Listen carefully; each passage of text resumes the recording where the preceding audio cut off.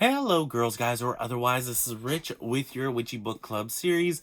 We are going through, what chapter is this now? I'm sorry, chapter 7 of the Temple of Shamanic Witchcraft by Christopher Penczak. I will attempt to put a link down in the description down below. I am actually filming this, or recording this, however you want to pronounce that, on my iPad rather than on my computer because I still haven't really gotten the witchy room cleaned out at all. I have had very little time, and work stuff has been a little too daunting lately for me to actually get much done around the house. For instance, I'm just gonna just let you know what's happening at work a little bit. Is the one of my coworkers has kind of sprained his ankle or done something where he messed up his ankle, and yeah, he is going to be out for a couple days, and I've covered more days than what I usually do, so I have had less time to actually do everything that I usually do at home and whatnot. Plus, there's a lot of stuff in here that needs to come out so I can get the computer back to where it is supposed to be, so I can actually hook everything back up. It's a whole thing. But I'm going to make this a quick video, I hope, because I have to go into work tomorrow, and this is being recorded on Friday night. This needs to get posted tonight, so it's live for everybody tomorrow. And Saturday is the early day that we open up. So how great is that? And yeah, I don't want to spend all night doing a video because, oh, the horror. After working a day at work and whatnot, you know, coming and doing a video is just a little more daunting. But I wanted to get this chapter done and go through it with y'all, and then we can pick up on chapter 8 next week, and then we're back on schedule for the rest of the time. And I also have to do research and collect all the research for the Witchy Wednesday next week, as well as the other ones. I think there's 2 this month, if I remember correctly, Witchy Wednesdays that I have to do. And yeah, it's a whole thing. My life is insane right now. So, excuse me. I'm gonna have a drink of my cappuccino. This is the I think it's Little Debbie, or it's snowballs. I think it's Little Debbie's that puts it out. But anyway, they have a Keurig version of snowballs cappuccino. They also have like a Twinkie cappuccino and a Ding Dongs hot chocolate and stuff like that. It's actually pretty darn good. It has a nice little coconutty flavor to it. So anyway, let's go ahead and get into chapter 7 of the Temple of Shamanic Witchcraft by Christopher Penczak, starting on page 151, continuing with our grandest of traditions. By the way, this is lesson 3, the Underworld path. Continuing with our grandest of traditions, reading the first sentence or couple sentences and seeing how that encompasses the chapter as a whole. Like I said, I don't have a lot of notes on this, so it kind of is nice that everything is kind of being rushed this week. And if it seems rushed, that's because it is, and I do apologize for that. However, let's get into it. On the path of the witch, building a relationship with the lower world is critical. To work between the worlds, to claim the heart of magic, we must face what is beneath the rock of our consciousness. We must lift it up and see what fears are waiting for us. Usually, the monsters beneath the rock are not as big or frightening as we believed.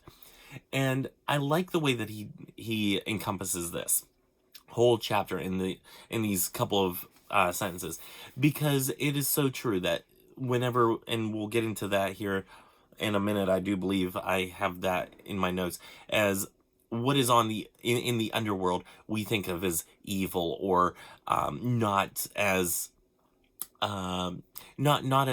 virtuous, that there isn't much there except for a lot of trouble and misdeeds that are going on down there. But really, I mean, he lifts up the rock, and we go through these points by, one by one. And I really enjoyed the way that he did this, because the Christian version of what's, down below, the hell of it all, is something that has been instilled in me since, childhood and whatnot. And it is very much a fear-based reaction.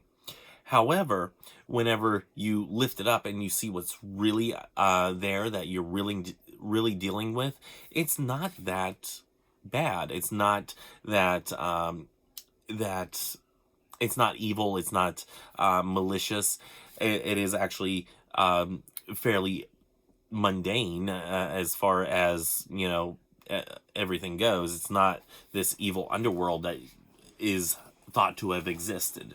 So moving on, also on 151, due to our Western world good versus evil conditioning, most people naturally assume if there is a place of light and goodness, then we must have the antithesis, a place of darkness and evil. But assumptions are not always correct. And again, I go back to, this is like the Christianized thinking of, if there's good, if there's an ultimate good, there's an ultimate evil.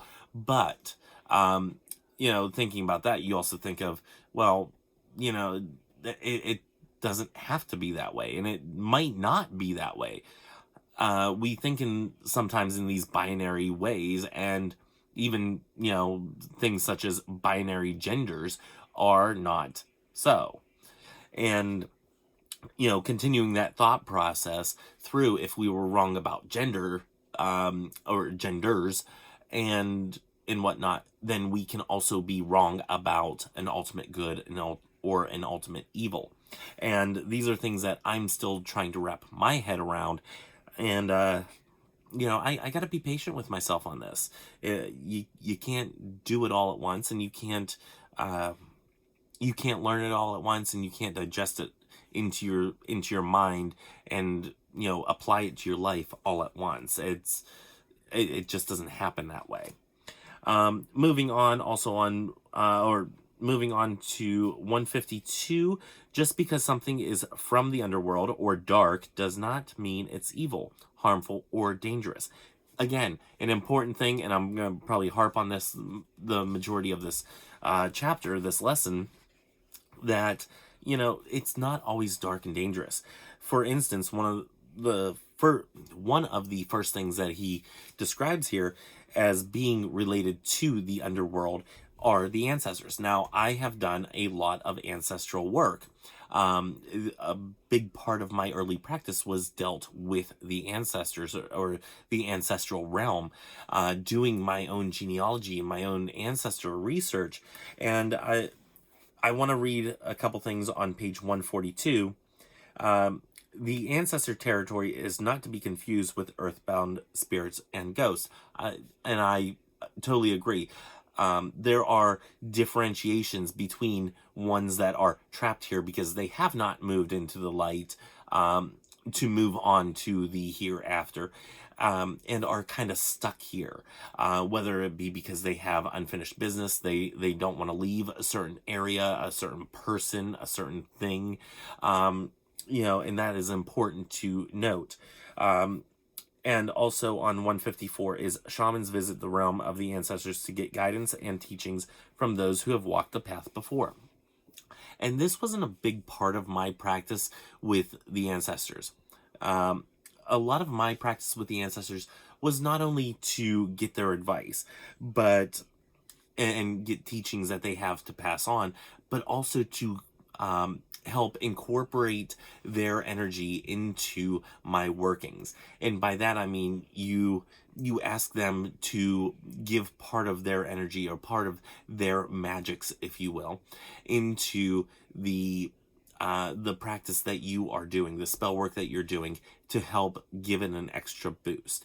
Now, you can do so with a deity figure, a god or a goddess, or you can do it with your ancestral pantheon, or you can do it with the power of crystals or the power of herbs, or you can combine all of those together and get really a good bang for your buck there. So yeah, I have worked with ancestral spirits for quite some time, and it's been something that I found quite beneficial. And on the teaching and the guidance aspect that he says here, I find that more in the ancestral research. I don't know if y'all heard that there was a car horn. I don't have my lapel mic on, which I was going to grab it, and then I said, you know what, I ain't got time to set all this up. Let's just go. So I hope the audio is coming through clear for you. But the guidance and the teachings I have found more in ancestral research, such as doing my ancestry online, the genealogy stuff. And I have found relationship, or not relationships. Well, I found, family members. But how do I want to put it? Is I found lessons to be learned in my studies of my ancestors, such as finding out that there are some very strong women in my family history, and I am very proud of that. And some of the men are also very strong. Some of them, because of their stature in their community, or because of being in the military, or just being the head of a household, and bringing themselves up from like nothing. Some of them are amazing individuals. Some of them are not so amazing individuals, and those are the ones that we can learn some lessons from too.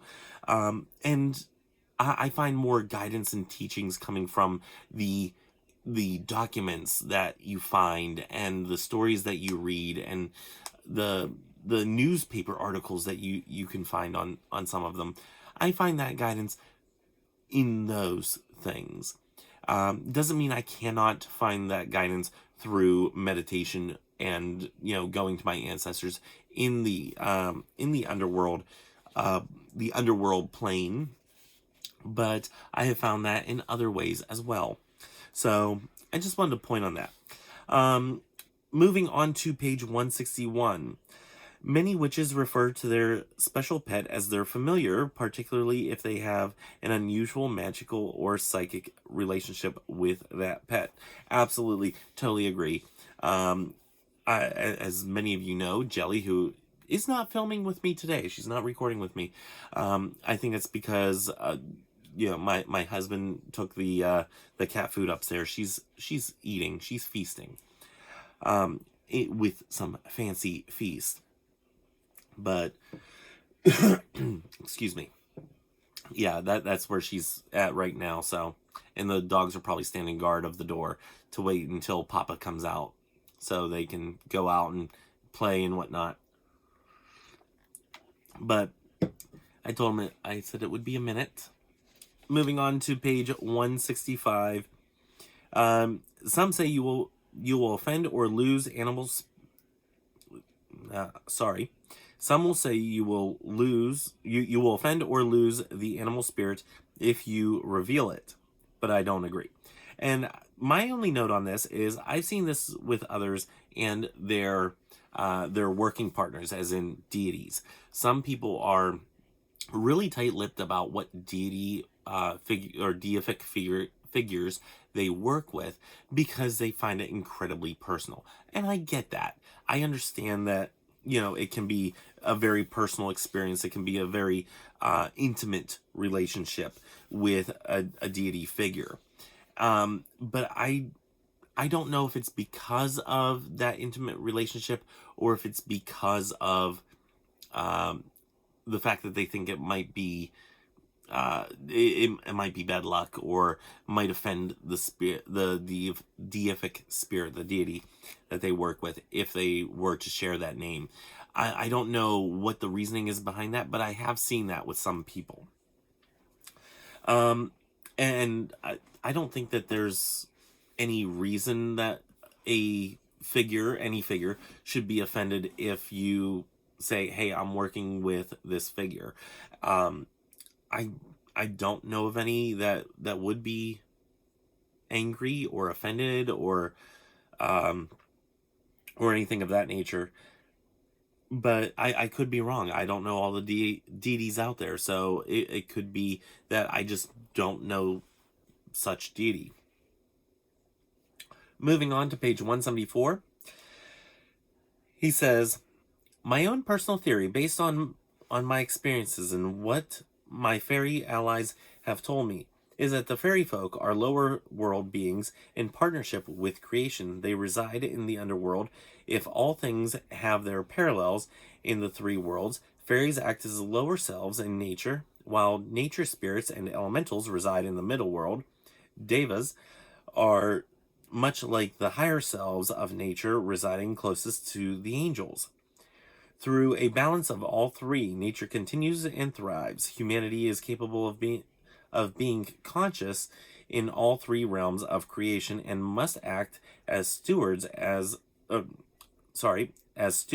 guardians of this balance, building partnerships with the fairies, nature spirits, and devas.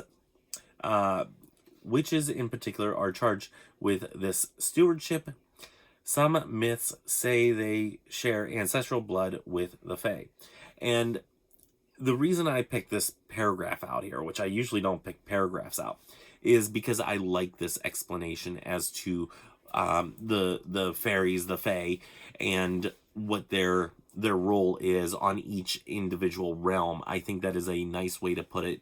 I think it was very nicely written, and I applaud that because it's something that I can wrap my head around. I can conceive of this. I can think of this, and it makes sense like this. Moving on to 175. Many people believe that some of the fairies and spirits of each culture travel with the people of that culture as they migrate. So some of the fairies from Europe have migrated with their people to the United States. And this got me thinking. This makes, and here's my note, this makes me think of the angry spirits due to how certain cultures have been treated. And by that I mean, sometimes you watch these ghost shows, especially going into this time of the year. You'll see some ghost shows out there like, oh, it's an evil spirit, but it's weird because it's from Africa or something like that. Well, you think maybe the reason that they're angry is because they have been brought over from their culture. They have followed with these cultural people, and then they were oppressed. Maybe, possibly, sounds about right, and it would make sense as to why they are offended or angry or whatnot, why they have been slighted in such a way. So that got me thinking about that. Whenever we have angry spirits of some sort, whether it's an elemental or whether it's one of these cultural spirits that come over with an entire cultural being, that maybe that's the reason that they're angry, is because something's gone wrong with somebody of their culture, and they're there to kind of express that anger, seeing that the individuals that they were with were so oppressed and could not show said anger. And I think one of the last ones that I have here is on page 178. And he says, we think of it as earthing the energy, since the earth will absorb energy, break it down, and recycle it, much like taking dead leaves or dead bodies. And my only note here is this is something to do, or good to do every night. Easy way to cleanse yourself every night as you're going to sleep. If you're not doing this, give it a try every night. Lay in bed and meditate. Go into this meditative state and earth yourself. Just ground yourself in that energy and see how you feel. See if your life feels a little bit better here and there as you start to do this every night. I think you will find that it does make a difference for you. And the last part that I have is under the Underworld offering. And I'm not going to read the entire area here because it's, again, an entire paragraph. That's just not going to happen. But I particularly liked the third technique where he says about getting a crystal and its job is to be an offering, where you kind of, you earth basically into this crystal, and it, then you cleanse it eventually, and you use that energy that you're giving into this crystal as an offering for the underworld, so it can be absorbed and into the underworld and come back renewed and whatnot. I really particularly liked that part of the exercise. The other ones were okay. Let me go back here. Let's see. Yeah, this one is just a basic, let's see, ground through the staff or sword. Okay, there's Jelly scratching. Yeah, that one is a common one. Okay. Let's see. And then the other one is the power animal and whatnot. And then the crystal one.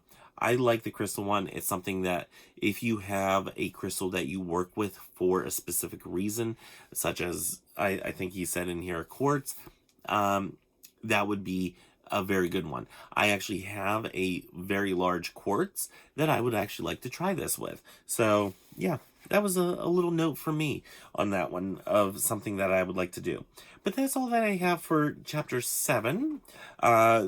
Lesson 3, entitled The Underworld of the Temple of Shamanic Witchcraft by Christopher Penczak. Again, linked down below. If you have a local witchy shop, I would suggest going there to purchase the book if you do not already have it. And also, while I'm on here, check out the Patron stuff, if it's on there. I hope I can put it on there. Check out the Patreon. Become a patron. Thank you to Linda and Sophia, because I'm not doing this on my regular computer that has like the thank you Linda and Sophia clip. So yeah, I gotta remember to do shout outs and all that. Oh my gosh, this is so hickledy-pickledy. Anyway, that's all that I'm gonna say for now. My life is just all over the place, and maybe I will go ahead and let you in on some of that once some of these other things that are going on kind of settle themselves down. And then I'll do a big thing of what has been going on, but I just didn't want to put it out there until everything is settled. So, and you'll know why whenever the time comes.